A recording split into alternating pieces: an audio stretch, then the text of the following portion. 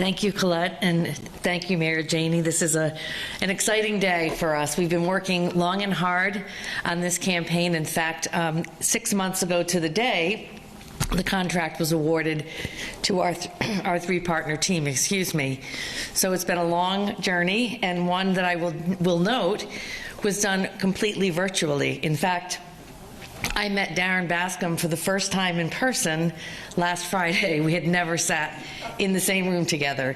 Yet, collectively, we came up with what I would like to say is a brilliant campaign. I'll be brief. I just want to start by saying and echoing the mayor's thoughts about the devastation that the tourism sector has experienced as a result of the pandemic. Jobs have been lost at significant rates, and they haven't come back yet.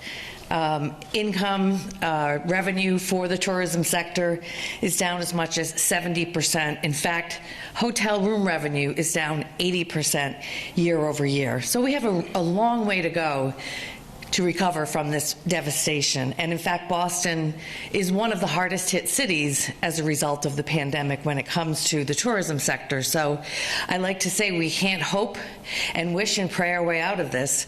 We have to strategically work our way out of it and invest in a campaign that's going to put Boston at the top of mind for those that are looking to travel someday in the future. Not tomorrow, Mayor, I promise. We're not going to have droves coming in tomorrow. But you know, we started this campaign with a very comprehensive and strategic research component to it, where we queried past visitors, potential visitors, and residents about their perceptions of Boston. In fact, at about 9 o'clock one night, we all watched live as those research results came in from the panel. And while nobody was terribly surprised, I will say we were probably disappointed in the fact that the narrative about Boston has been formed not by strategic investment in destination marketing programs. In fact, it's been formed by others, by the entertainment industry, movies, television, donkeys, which we love, don't get me wrong, and our pro teams. And that really was what people thought about our city.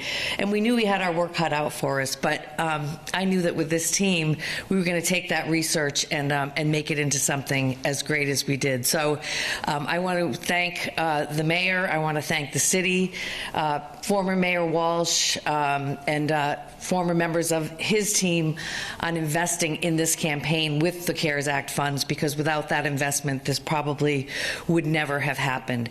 And then the last thing I'd like to say is, again, to Mayor Janey's point, this campaign isn't about bringing droves of visitors here tomorrow.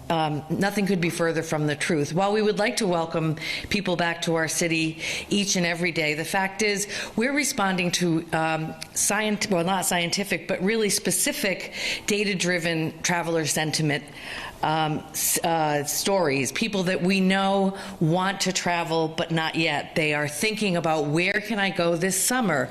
Where can I book for the coming fall? Those are the people that we want to impress and really convince and keep Boston in the consideration set for when they're thinking about where they're going to take their vacations in the future. We need to be on that list. Boston is not the only city devastated by the pandemic from a travel perspective. So the competition is fierce. Every destination is going after the same traveler, and in fact, they're going after a much smaller group of travelers, as we cannot yet even appeal to international and far-reaching domestic travelers. So we're looking for drive market travelers, and again, we just want to inspire them.